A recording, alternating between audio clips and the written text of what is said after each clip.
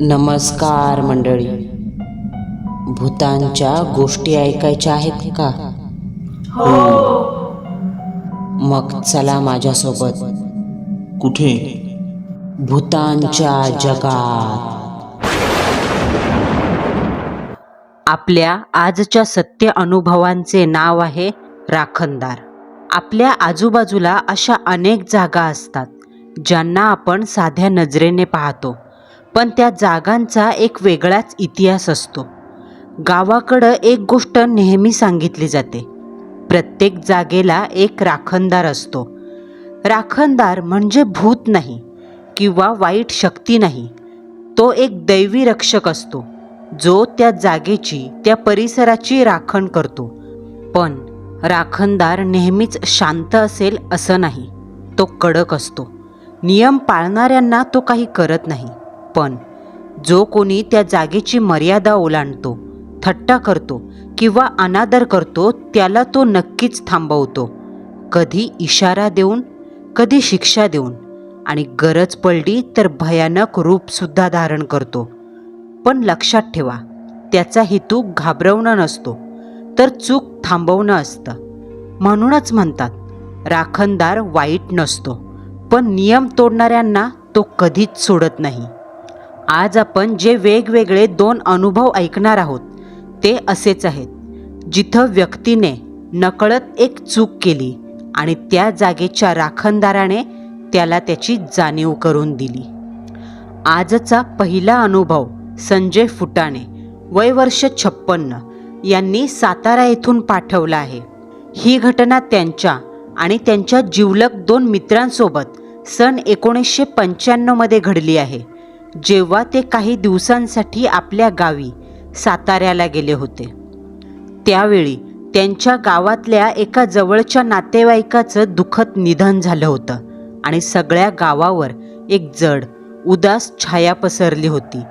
दिवसभर घरात येणं जाणं, रडण्याचे आवाज आणि वातावरण भरून राहिलेली वेदना, यामुळे प्रत्येकजण मानसिकदृष्ट्या थकून गेलेला. संध्याकाळ होताच सगळे अंत्यसंस्कारासाठी स्मशानभूमीकडे गेले आणि रात्री उशिरापर्यंत जळणाऱ्या चितेचा धुरकट वास, लाकडांचा तडतडणारा आवाज आणि त्याभोवती पसरलेली अजब शांतता सगळ्यांच्या मनात भीतीची हलकी छाया निर्माण करत होती. शेवटी वेळ पुढे सरकत गेला तसे एकामागून एक गावकरी तिथून निघून गेले. कुणालाही जास्त वेळ थांबायची हिंमत नव्हती आणि काही वेळातच ते स्मशान पुन्हा ओस पडलं. पण त्या सगळ्याच्या उलट संजय आणि त्याचे 2 जिवलग मित्र अजून तिथेच थांबलेले. खरं तर ते थांबायचं असं ठरवून आले होते. दिवसभर गावात लोकांच्या तोंडून त्यांनी त्या स्मशानाबद्दल अनेक गोष्टी ऐकल्या होत्या. इथे रात्री काहीतरी फिरतं, चितेजवळ कुणी थांबत नाही, घुंगरांचा आवाज येतो. अशा कुजबुजमुळे त्यांच्या मनात भीतीपेक्षा कुतूहल जास्त निर्माण झालं. त्यांना वाटलं हे सगळं फक्त लोकांच्या मनाचा खेळ आहे आणि म्हणूनच सगळे निघून गेल्यावर त्यांनी मुद्दाम एकमेकांकडे पाहिलं आणि ठरवलं, आज पाहूया खरंच काय होतं इथे. त्यात थोडासा तरुणपणाचा हट्ट, थोडी धाडस दाखवायची हौस आणि थोडं आपण घाबरत नाही हे सिद्ध करण्याचं वेड. तरी त्यातला एक मित्र एकनाथ म्हणाला, जाऊ दे, कशाला विषयाची परीक्षा घ्यायची, जाऊ आपण. पण त्यावर दुसऱ्या मित्राने हलकं हसत त्याला चिडवलं, अरे इतकं काय घाबरतोस, काय नसतं इथे. संजय देखील म्हणाला, हो, लोक उगाच गोष्टी रंगवतात, भूतबीत काही नसतं. पण त्यांना अजिबात कल्पना नव्हती की ज्या जागेची ते थट्टा करत आहे ती जागा त्यांना काही क्षणात त्यांच्या मर्यादा दाखवणार आणि हाच विचार पुढच्या काही क्षणात त्यांच्या आयुष्यातला सर्वात मोठा आणि भयानक धडा ठरणार होता. रात्रीचा साधारण 1:30 वाजला. स्मशानभूमीवर एक विचित्र, अंगावर काटा आणणारी शांतता पसरली. काही वेळापूर्वी लोकांनी भरलेली ती जागा आता पूर्ण ओस पडली. फक्त मंदपणे जळत असणाऱ्या चितेच्या लाकडांचा आवाज त्या शांततेला छेद देत होता. मध्येच एखादं लाकूड तडकायचं आणि त्यातून उठणाऱ्या ठिणग्यांचे तुकडे काळोखात विरून जायचे. हवेत करपलेल्या लाकडाचा आणि धुराचा उग्र वास भरून राहिला होता. थंड ओलसर वारा अंगावरून सरकत होता, पण तो साधा वारा नव्हता. त्यात काहीतरी जडपणा होता, अस्वस्थ करणारं. इतकं का त्या हवेत उभं राहणं सुद्धा कठीण झालं. संजय आणि त्याचे मित्र आजूबाजूला पाहत उभे होते, पण त्या काळोखात काहीच स्पष्ट दिसत नव्हतं. फक्त सावल्या, झाडांच्या, दगडांच्या, आणि त्या सावल्यासुद्धा कधी कधी हलतायत की काय असा भास व्हायचा. अचानक त्या गडद शांततेला छेदत त्यांच्या कानावर एक आवाज आला, अगदी हलका पण स्पष्ट, जणू कुणीतरी हळूहळू चालत येत आहे आणि त्याच्या हातातल्या काठीला बांधलेले घुंगरू हलकेच वाजत आहे. तो आवाज इतका वेगळा होता का तिघेही क्षणात जागेवर थांबले. त्यांच्या चेहऱ्यावरचा आत्मविश्वास एका क्षणात कमी झाला. त्यांनी एकमेकांकडे पाहिलं. कुणी काही बोलेना, पण सगळ्यांच्या डोळ्यात एकच प्रश्न, हे काय आहे? आवाज पुन्हा आला, यावेळी जरा स्पष्ट, जणू तो त्यांच्याच दिशेने येत असावा. संजयने धीर एकवटून अंधारात डोळे रोखले आणि थोड्या मोठ्या आवाजात विचारलं, कोण आहे तिथे? त्याचा आवाज त्या शांततेत घुमला, पण काही सेकंद झाले तरी उत्तर आलं नाही. फक्त तोच आवाज. आणि आता तो जरा जवळ येत असल्यासारखा वाटू लागला. त्या क्षणी तिघांच्याही अंगावर सरसरून काटा आला, कारण आता त्यांना जाणवत होतं त्या अंधारात कुणीतरी आहे आणि ते हळूच त्यांच्या दिशेने येतंय. धुरांच्या लोटामधून हळूहळू एक आकृती स्पष्ट होऊ लागली.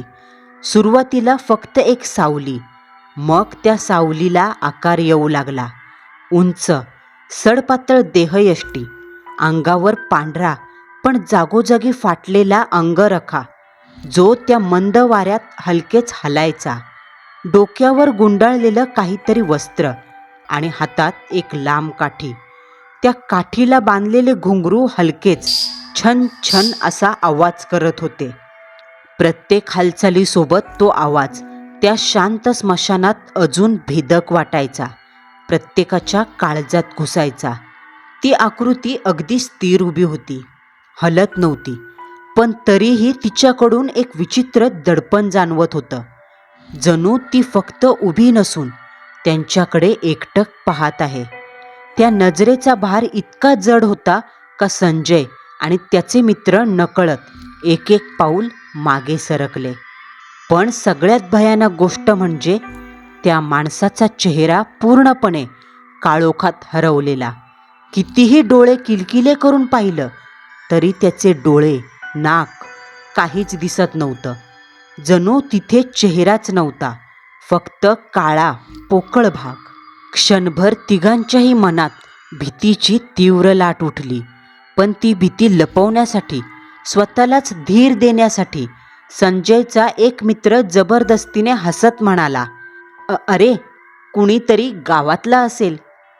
त्याचा आवाज थोडा थरथरत होता, पण तो ते लपवण्याचा प्रयत्न करत होता. त्याने अजून एक पाऊल पुढे टाकलं, जणू स्वतःला सिद्ध करायचं होतं, बाकी काही नाही. पण त्याच्या एका पावलासोबत आवाज पुन्हा घुमला आणि यावेळी त्या आकृतीने हलकीशी मान वळवली. त्या हालचालीत काहीतरी विचित्र होतं, अगदी हळू, अस्वाभाविक, जणू तो माणूस नाही, काहीतरी वेगळं होतं. त्या क्षणी संजयच्या मनात एक विचार चमकून गेला, आपण चूक तर करत नाही ना? पण तो विचार पूर्ण होण्याआधीच त्या आकृतीकडून येणारं दडपण अजून वाढलं. वातावरणात थंडी अचानक घट्ट झाली, जणू आता काहीतरी भयानक घडणार आहे. क्षणभर थांबून स्वतःच्या भीतीवर मात करण्याचा हट्ट करत संजय पुढे सरकला. त्याच्या पावलांचा आवाज त्या शांततेत स्पष्ट ऐकू येत होता. मागे उभे असलेले त्याचे मित्र क्षणभर थबकले, पण काही बोलले नाहीत. जणू सगळ्यांनाच आतून कळत होतं आपण योग्य करत नाही. तरीही संजयने धाडस केल्यासारखं दाखवलं आणि आकृतीजवळ जाऊन हात पुढे केला. थोडासा हसण्याचा आव आणत आकृतीच्या खांद्यावर हलका हात ठेवत संजय म्हणाला, काका घाबरवता का काय? त्या क्षणी सगळं काही जणू थांबलं. वाऱ्याची झुळूक थांबली. चितेचा आवाज क्षणभर कमी झाला आणि पुढच्या क्षणात त्या आकृतीने अतिशय हळू आपली मान वळवायला सुरुवात केली. ती हालचाल इतकी मंद आणि अस्वाभाविक होती का प्रत्येक सेकंद जड झाला, जणू वेळ थांबली होती.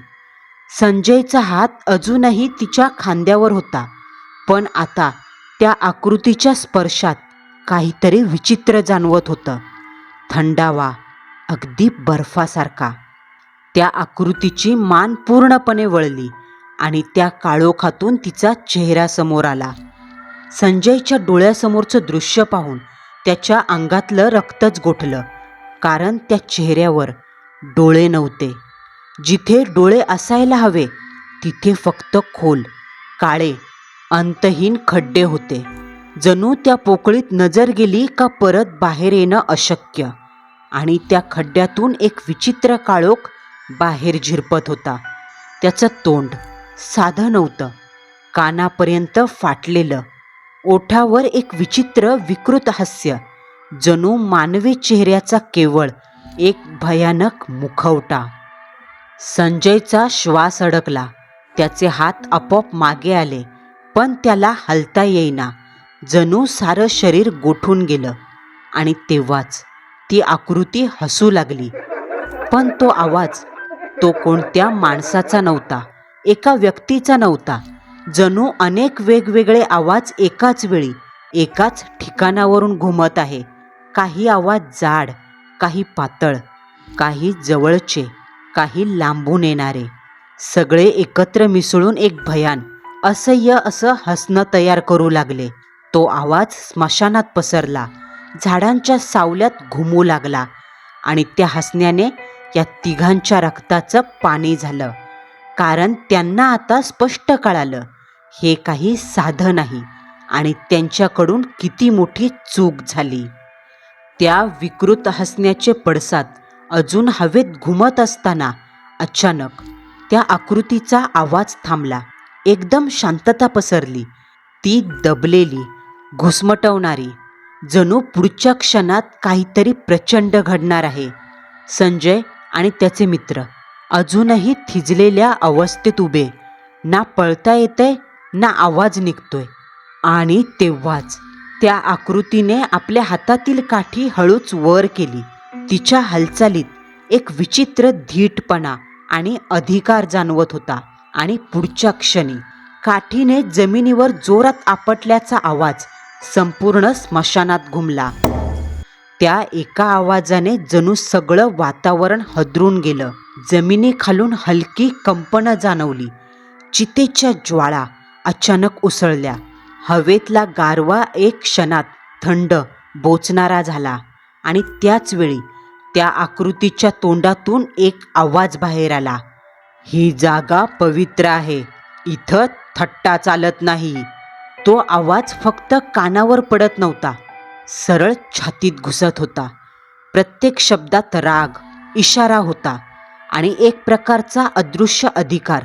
जणू ती व्यक्ती साधी नव्हती, तर संपूर्ण जागेची राखण करणारी शक्ती त्यांच्या समोर उभी होती. त्या शब्दानंतर काही क्षण पुन्हा सगळं शांत झालं. पण आता ती शांतता अजूनच भीषण वाटू लागली.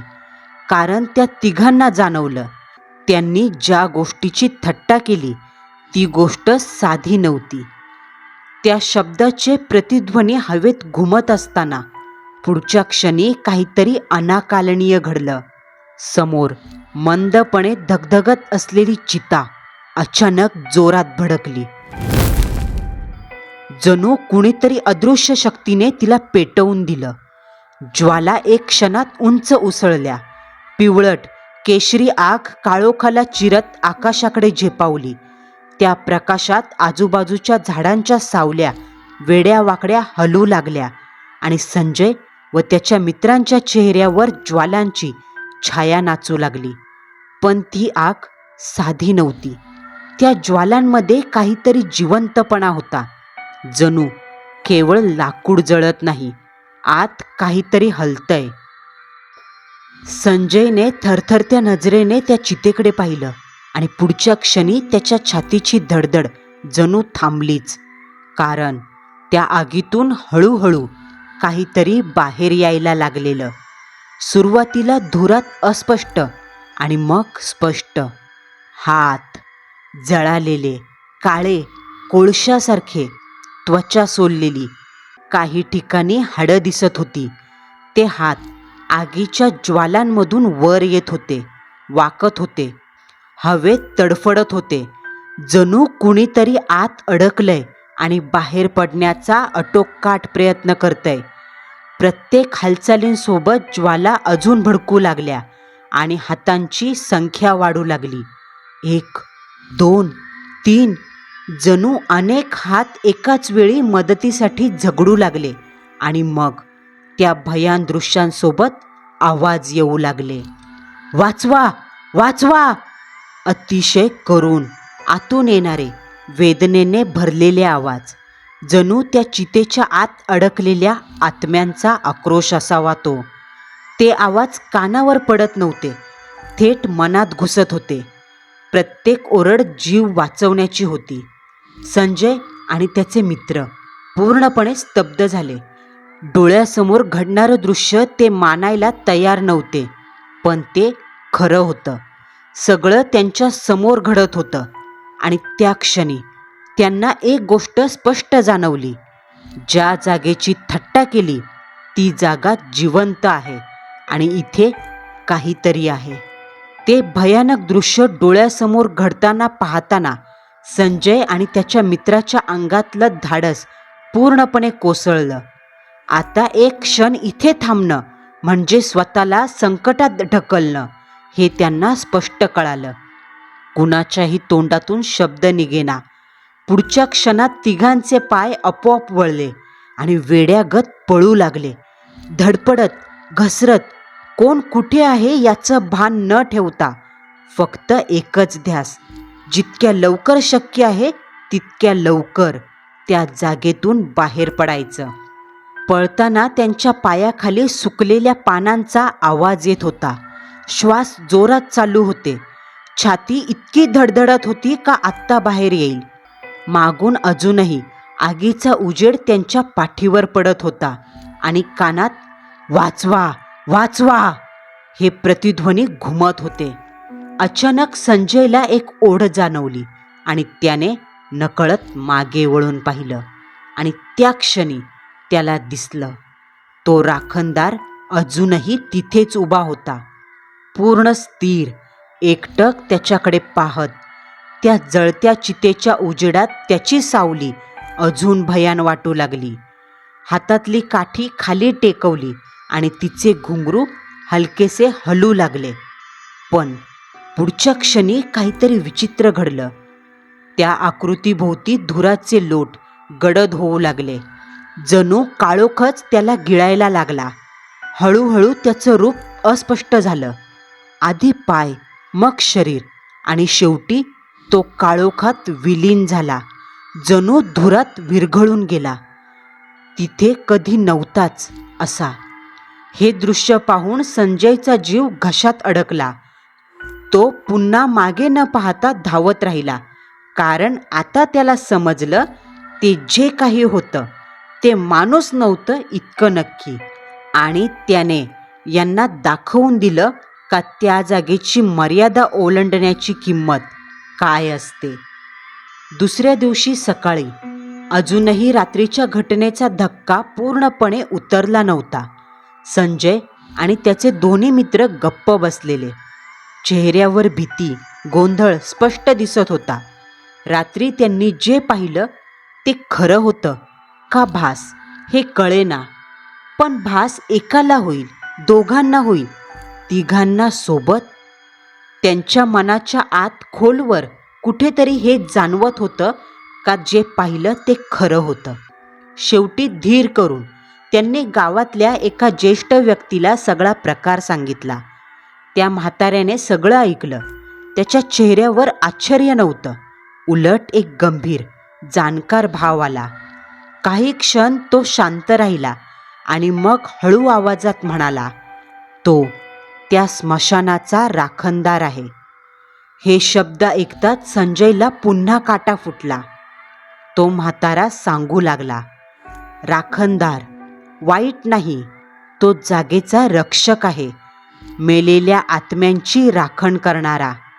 पण त्या जागेचे काही नियम असतात आणि जो कोणी त्या नियमांचा अनादर करतो, त्यांची थट्टा करतो, त्याला तो आधी इशारा देतो आणि जर तरीही समजलं नाही तर शिक्षा देखील करतो." हे ऐकून तिघेही पूर्ण शांत झाले, कारण त्यांनी जे अनुभवलं ते आता स्पष्ट झालं. त्यांना दिलेला तो इशारा होता, जो योग्य वेळी ओळखला आणि तिथून पळ काढला. संजय सांगतात, त्या रात्रीनंतर त्यांच्या विचारसरणीमध्ये खूप मोठा बदल झाला. ज्या गोष्टींना आधी ते फालतू समजायचे, आता तिच्याकडे पाहण्याचा दृष्टिकोन बदलून गेला. त्यांनी कधीच पुन्हा स्मशानाकडे पाहण्याची हिम्मत केली नाही, कारण त्यांनी स्वतः अनुभवलं होतं, राखणदार वाईट नसतो, तो जागेची राखण करतो. आणि त्या दिवसानंतर एक गोष्ट त्यांच्या मनात कायमची कोरली गेली, मेलेली माणसं फक्त मरत नाही, काहीतरी असतं जे तिथेच उरतं आणि त्याची राखण करणारा तिथेच असतो. त्याला म्हणतात स्मशानाचा राखणदार. आपला दुसरा अनुभव आहे सौरभ दळवी, वय वर्ष 45, जे मूळचे रायगड जिल्ह्यातील लोणेरे गावातील रहिवासी आहेत. हा अनुभव त्यांच्या आजीच्या गावी 20 वर्ष अगोदर घडलाय. एके रात्री त्यांच्यासोबत अशा काही भयानक चेष्टेचा प्रकार झाला का नास्तिक सौरभ यांचा भूतावर आणि देवावर विश्वास बसला. या जगात चांगली आणि वाईट दोन्ही ऊर्जा आहेत आणि ती जेव्हा तिची वेळ येते तेव्हा बाहेर निघते, असं त्यांचं मत तयार झालं. सदर घटना घडली ते ठिकाण कोकणातील दापोली तालुका. दापोली हे सुंदर समुद्रकिनारे, थंड हवामान आणि मंदिर अशा ऐतिहासिक गोष्टींसाठी प्रसिद्ध आहे. सौरभ दळवी हे मूळचे लोणेरेचे रहिवासी, पण त्यांच्या आईचं म्हणजे लखाबाईचं माहेर मात्र दापोली होतं. मे महिन्याच्या कडाक्याचा महिना सुरू झालेला. उन्हाने आग ओकायला सुरुवात केली. आता नाही म्हटलं तरी उन्हाळ्यात रानमेवा साथ घालतोच. सौरभला देखील रानमेवा खायची खूप आवड होती. मेचा महिना सुरू झाला तशा त्याच्या कॉलेजला सुट्ट्या पडल्या. लखाबाईंनी मे महिन्यात दापोलीला म्हणजे माहेरी जायचं ठरवलं. त्यांनी सौरभला तसं सांगितलं, 4-5 दिवस राहू आणि शेवटच्या दिवशी रानात जाऊन करवंद, जांभळं सगळं खुडून घरी येऊ. सौरभला हा प्लॅन खूप आवडला, पण त्या दोघांना एक गोष्ट ठाऊक नव्हती का हा मे महिना त्यांना एक भयानक अनुभव देऊन जाणार. सौरभ आणि लखाबाई दोन्ही मायलेकांना आज दापोलीत राहून 4 दिवस पूर्ण झाले. ठरलेल्या प्लॅननुसार दुपारी 3 वाजता सौरभ, त्याची आई, मामी, सौरभच्या मामाची 2 मुलं राजेश, मनोज आणि मुलगी प्रतिभा सगळे मिळून रानात गेले. आंबा, जांभळं, करवंद असा रानमेवा खुडला आणि मजा मस्ती करत घरी आले. रात्री 9:30 वाजता जेवण वगैरे उरकून सगळी जण अंगणात गप्पा मारत बसली. सौरभ सांगतात, कोकणात भावकीची घरं अगदी जवळजवळ असतात. मग रात्र झाली का पुरुष, बायका, मुलं एकत्र येऊन बसतात आणि त्यांच्या गप्पा सुरू होतात. त्यांच्या गप्पांमध्ये एक महत्त्वाचा विषय म्हणजे भूतांच्या गोष्टी. आजही तेच सुरू होतं. आईच्या वडिलांना जाऊन 4 वर्ष झाली, पण वडिलांचे मोठे भाऊ म्हणजे पांडबा, ज्यांना सगळीजणं मोठे बाबा म्हणत, ते तेव्हा जिवंत होते. गावातील लोक सांगायची पांडबा भूत उतरवतो. त्यांना भूतखेताबद्दल खूप जाणकारी आहे. सौरभ आणि बाकीच्या मुलांना पांडवा नेहमीच भूतांच्या गोष्टी सांगायचे. अशात पांडवाने एक गोष्ट सांगितली. आपल्या गावात एक पांढऱ्या आंब्याचं झाड आहे. त्या झाडाजवळून रात्री गेलो ना का बैलाच्या घुंगरांचा आवाज येतो. आजूबाजूला पाहिलं तर कोणी दिसत नाही, पण आवाज मात्र येतो. कधी कधी त्या झाडासमोर चकाट्याचा बैल दिसतो. असं म्हणतात, हा बैल झाडाखाली दिसला की आंब्याच्या झाडाखाली 50-60 आंबे पडलेले दिसतात. मग माणूस हावरटासारखा ते आंबे टिपतो, पिशवीत कोंबतो. पण असं म्हणतच पांडवाने आपला पवित्रा बदलला. एक कुतूहल, आश्चर्याने भरलेला कटाक्ष सर्व मुलांवर टाकला आणि पुढे म्हणाले, पण जोपर्यंत तो बैल तिथं उभा आहे तोपर्यंतच आंबे दिसतात. एकदा का बैल अचानक गायब झाला का तुम्ही पिशवीत भरलेले आंबे गायब होतात. काय? पण तो बैल गायब कसा होतो? आपण त्याला पकडून ठेवायचं ना मोठे बाबा, सौरभ मस्ती करत म्हणाला. त्यावर पांडवाने त्याकडे गंभीर नजरेने पाहिलं आणि गूढ आवाजात सांगितलं, सौरभ, हवा आणि चकाट्या कधीही हातात सापडत नाही. तो बैल पापणी लवते न लवते तोच गायब होतो. तो साधा नाही, सैतान असतो, सैतान. समजलं? पांडवा गंभीर आवाजात म्हणाले. पण मोठे बाबा, मी नाही मानत असलं काही. आमच्या मेडिकलमध्ये अशा गोष्टींना थोतांड म्हणतात. माणूस मेला का विषय संपला, आत्मा वगैरे काही नसतं. मुळात ज्या प्रकारे पक्षी यांचा जन्म होतो ना, तसंच माणसाचा. एवढंच का माणूस हुशार असतो. सौरभ मेडिकलचं शिक्षण घेत होता. तो आता कोणी लहान मुलगा राहिला नव्हता. पांडवाने देखील सौरभला काही सांगितलं नाही, कारण त्यांना समजून चुकलं. तसंही सौरभला सांगून काही फायदा होणार नाही, कारण शिकलेली माणसं ऐकत नाहीत, ते अनुभवाने शिकतात. रात्रीचे 11 वाजले तसे सगळेजण झोपायला निघून गेले. पण जाताना पांडवाने ताकीद दिली, आज लक्षात आहे ना, आमुषा हाय, दारामोरं झोपू नका आणि रातच्याला उठून दरवाजा समोर मुतू नका. पांडवा असं म्हणाले. सर्व मुलांनी होकारार्थी मान हलवली, फक्त सौरभने सोडून, कारण त्याला हे पटेच ना. सगळीजण घरात आली. सौरभचा मामा, मामी, आई आपापल्या खोलीत झोपायला गेली.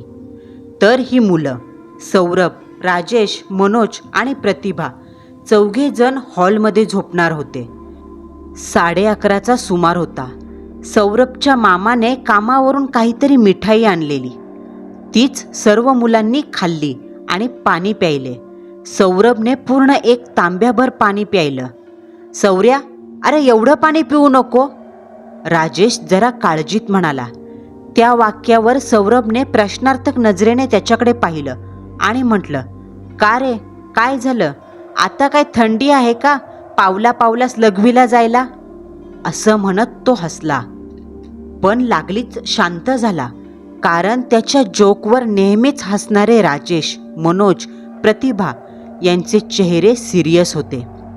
हे बघ सौरभ, भले तू शहरात राहिला असशील, पण गावाकडच्या रीतिरिवाजांची थट्टा उडवू नकोस. आज अमावस्या आहे आणि आज तो बाहेर पडतो. सावध राहायला हवं. लघवीला आलीच तर घरात जा, बाहेर जाऊ नको, समजलं? मनोज गंभीर स्वरात म्हणाला.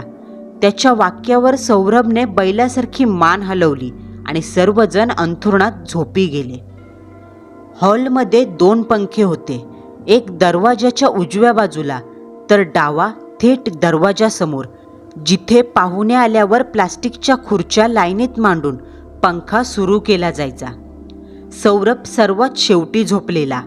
पंख्याची हवा काही केल्या त्याला लागेना आणि कौलं तर गरमीने उकडून निघालेली. त्यामुळे त्याचे खूप हाल होत होते. कधी डाव्या कुशीवर तर कधी उजव्या कुशीवर असा तो अस्वस्थ झाला. कुस बदलत होता, पण गरमीमुळे झोप काही येईना. शेवटी जरा बाहेर जाऊया असं ठरवून तो हॉलचा दरवाजा कुणालाही ऐकू जाणार नाही असा उघडून बाहेर आला. आपल्या मागे त्याने दरवाजा लावून घेतला आणि चालत अंगणात आला. मध्यरात्रीचे 12 वाजलेले. चारी दिशेला अघोरी शांतता पसरलेली. दूर कुठून तरी हवेच्या तालावर कुत्र्यांच्या भुंकण्याचा आवाज यायचा. मध्येच इच्छाधारी नागिनीच्या फुत्कारासारखे समुद्राच्या पाण्याचे आवाज यायचे आणि काळजात घुसायचे. अमावस्या असल्याने चारही दिशेला काळोख पसरलेला. वाव, काय मस्त हवा लागते यार. असं वाटतंय बाहेरच झोपावं. डोळे बंद करून थंड हवेला अंगावर घेत सौरभ म्हणाला. तोच. त्याच्या बंद डोळ्याआड घुंगरांचा आवाज आला. काठीला घुंगरू बांधल्यावर ती टेकवत चालताना जसा आवाज होतो ना, अगदी तसा आवाज. थांबून थांबून आवाज कानावर पडताच सौरभने डोळे उघडून समोर पाहिलं. तसं त्याच्या नजरेला आपल्यापासून 70 मीटर अंतरावर नारळाच्या झाडांमधून एक फुलबाह्यांचा सफेद शर्ट, खाली 2 झापांचं धोतर आणि डोक्यावर गुलाबी फेटा, हातात काठी असलेला माणूस चालत येताना दिसला.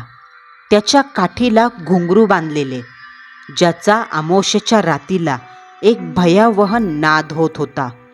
चायला येडच आहे वाटतं. इतक्या रात्री काळोखातून कुठं चाललंय? सौरभ शिव्या देत म्हणाला. आणि तोच. इकडे त्या माणसाची हालचाल थांबली. घुंगरांचा छनछनाट थांबला. 2 सेकंदासाठी सौरभला असा भास झाला का त्या म्हाताऱ्या आकृतीच्या काळसर चेहऱ्याच्या जागी 2 विस्तवाचे गोळे चमकत आहेत. जणू त्याला कसला तरी राग आला असावा. किंवा असं तर नाही ना, त्याने सौरभचे बोल ऐकलेले? सौरभला आपण जे पाहिलं तो भास का सत्य हे समजेना, पण त्याला जरा भीती वाटली आणि तो घरात जायला निघाला. दरवाजाला 5 पायऱ्या होत्या. त्यातल्या 3 पायऱ्या त्याने चढल्या आणि तोच. मगाशी प्यायलेल्या पाण्याने टाकी फुल झालेली, जी ओव्हरलोड झाली. आता दरवाजा उघडायचा, बाथरूमपर्यंत जायचं, एवढा लांबचा प्रवास त्याला काही झेपेना. सौरभ सांगतात, रात्र झाली होती. मला कोण पाहतंय? आजूबाजूच्या लोकांच्या बाहेरच्या लाईट बंद होत्या. वातावरण शांत, निर्विकार. मग म्हटलं पायरीवरूनच धार सोडूया. तसंही शेणाचं अंगण, मुतलेली जागा लगेच चुकली असती. माणूस कितीही मोठा झाला तरी अंगातले येडेचाळे काही कमी होत नाही. सौरभने तेच केलं. एक गिरकी घेतली आणि धार सोडली. पण गिरकी वळून मागे घेताच त्याला अंगणात सामान्य मांजरीपेक्षा जरा मोठी मांजर 2 पायांवर बसलेली दिसली आणि ती तिच्या पिवळ्या धम्मक डोळ्यांनी त्यालाच पाहत होती. लघवीची धार जाऊन नेमकी त्या मांजरीच्या अंगावर पडली, ज्यामुळे ती पटकन बाजूला झाली. सौरभला मोठी गंमत वाटली. तो वेड्यागत हसला. जरा दूर जाऊन ती मांजर थांबली आणि वस्कन सौरभच्या अंगावर ओरडली. ओरडताना तिने आपले पाय, पाठीचा कणा वर केला. केस विजेचा शॉक बसल्यासारखे ताठरले. सौरभने तिच्याकडे जास्त लक्ष दिलं नाही. तशीही मांजर काय खाणार का आपल्याला, असा विचार करून कार्यभार उरकून तो घरात आला. त्याने एक कटाक्ष राजेश, मनोज, प्रतिभावर टाकला. सगळी जण गाढ झोपेत. पहिली चूक त्याने केली. आता दुसरी चूक. आपलं अंथरूण त्याने दरवाजात आणलं आणि दरवाजाच्या जवळ असलेला पंखा लावून तिथे झोपला. पंख्याच्या हवेने डोळे बंद करताच त्याला झोप लागली. पण डोळ्यावर तणाव जाणवू लागला. खोलीभर शांतता पसरलेली. घड्याळाचा टिकटिक आवाजसुद्धा ऐकू येत होता. जणू साऱ्या भिंती जिवंत होऊन आता सौरभकडेच पाहत होत्या. अशात 10-15 मिनिटं झाली असतील. अचानक दाराच्या दिशेने पाय करून झोपलेल्या सौरभचा उजवा पाय कोणीतरी पकडून जोरात त्याला खाली ओढलं. खाडकन सौरभने डोळे उघडले. एक क्षण काय झालं काही कळालं नाही. त्याला वाटलं झोपेत अंगाला झटका बसला. सौरभने आजूबाजूला पाहिलं. सगळी गाढ झोपलेली. कसलाच आवाज नव्हता. फक्त पंख्याचा आवाज तेवढा येत होता. अंगाला झटका बसला या विचाराने त्याने डोळे बंद केले आणि पुन्हा झोपेच्या अधीन झाला. पण हे प्रकरण काहीतरी वेगळं आहे हे कुठे कळालंय. जरा वेळ झाला. या वेळेला सौरभचे दोन्ही पाय कुणीतरी खालच्या बाजूने ओढले. आ! जरासा दचकत तो उठला. घाबरलेल्या नजरेने समोर पाहिलं. दरवाजा बंद, पण बाहेरून चपलांचा आवाज येत होता. जणू कोणीतरी येरझाऱ्या मारतंय आणि त्याच्या हातात घुंगरांची काठी आहे जी तो आपटतोय. कुणीतरी गावातला असेल असं समजून सौरभने डोळे बंद केले आणि तोच बंद डोळ्याआड त्याच्या दोन्ही तंगड्या एका अदृश्य शक्तीने वर उचलल्या. खाडकन सौरभने डोळे उघडले. त्याला आपले दोन्ही पाय कोणीतरी पकडलेत असं दिसलं, पण समोर कोणीच दिसत नव्हतं. जे पाहून सौरभ घाबरून गर्भगळीत झाला. घशाला कोरड पडली. आहे ए आहे! सौरभची प्राणभयाने फुटलेली किंकाळी सगळ्यांनी ऐकली. पोरं जागी झाली. सर्वांनी समोर पाहिलं आणि तोच 2 झापांचा बंद दरवाजा. त्या दरवाजाची दोन्ही कवाडं धडाड असा आवाज करत आपोआप उघडली गेली आणि ते जे काही होतं त्याने सौरभच्या तंगड्या धरल्या. त्याला दारातून सरपटत घरातून बाहेर आणलं आणि पायरीवरून आपटत अंगणात आणलं. जिथे तो मुतला होता तिथे त्याला पाय वर केलेल्या अवस्थेत गरागर पाठणीवर फिरवलं. लोळ लोळ लोळवलं. कधी डावीकडे, कधी उजवीकडे, कधी पाठीवर, कधी पोटावर. या अमानवीय हल्ल्याने सौरभवर भीतीचा बॉम्ब फुटला.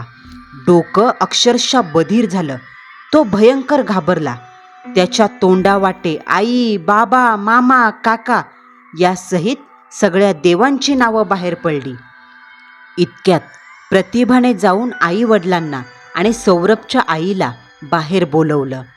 रात्री 1:30चा सुमार आणि त्यात सौरभच्या किंचाळ्या फुटत होत्या.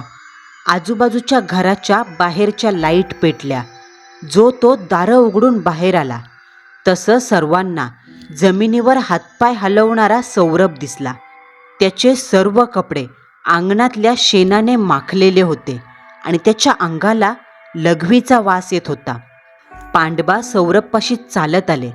पांडबासहित सगळ्यांनी त्याला शांत केलं. सौरभ कमालीचा घाबरलेला, डोळे रडून सुजलेले, छाती धडधड वाजत होती. साऱ्या शरीरात भीतीचा ठणका पसरला. सौरभला पाणी पाजलं. 20 मिनिटं त्याला शांत व्हायला दिली आणि मग घरात आणलं. पांडबांनी विचारलं काय झालं. त्यांच्या या वाक्यावर सौरभने पहिल्यापासून तो बाहेर आला, मग तो माणूस, आपण दिलेल्या शिव्या, ते लाल डोळे, मांजरीवर मुतणं सगळं सांगितलं. त्याच्या या वाक्यावर लखाबाई त्याला मारायलाच धावल्या, पण पांडबाने थांबवलं. पांडबा म्हणाले, नको मारूस पोरी, त्याला काय कळतंय. त्याची चुकी झाली आणि तिची शिक्षा राखणदारानं त्याला दिली. असं म्हणतच पांडवाने सौरभकडे पाहिलं. पोरा, विज्ञान किती बी पुढं गेलं ना तरी जगात अशा गोष्टी आहेत ज्या विज्ञानालाही ठाऊक नाहीत. तू ज्याला पाहून शिव्या दिल्या तो राखणदार होता. त्याने तुला काही केलं नसतं. उलट त्याने तुला पाहून स्वतःचं रूप बदली केलं आणि तो जात होताच तेच तू त्याच्या अंगावर मुतला. बरं, वापस वाट अडवून दरवाजात झोपला. राखणदार घराचा दरवाजा मोकळा आहे का हे पाहायला येतो, पण तू मात्र वाट अडवली. वाट अडवली तर अडवली, वर पाय त्याच्या तोंडाकडं करून झोपलास. मग मात्र त्याला राग आला, म्हणूनच त्याने तुला दरवाजाबाहेर खेचलं आणि त्याची घाण केलेली वाट पुसली. पण राखणदार गावचा रक्षक आहे. तो एक वेळ गावातल्यांवर हात उचलल पण जीव घेणार नाही. सौरभ सांगतात, त्या दिवशी मी आयुष्यातला सगळ्यात मोठा धडा शिकलो. या प्रकाशाच्या पलीकडे एक सात्विक आणि एक नकारात्मक दोन्ही शक्ती अस्तित्वात आहे हे मला कळून चुकलं आणि या शक्तींच्या मुळीच नादी लागू नये असं मी मनोमन ठरवलं. कारण राखणदार हा देव असून ते चांगल्या मनाचे असतात. कोणी चुकलं तर वाट दाखवतात. पण राखणदारा उलट ज्यात तामसी पापी शक्ती असतात. जर का मी चुकून त्यांच्या हाती लागलो असतो तर, हा विचारच मला अर्धमेला करतो.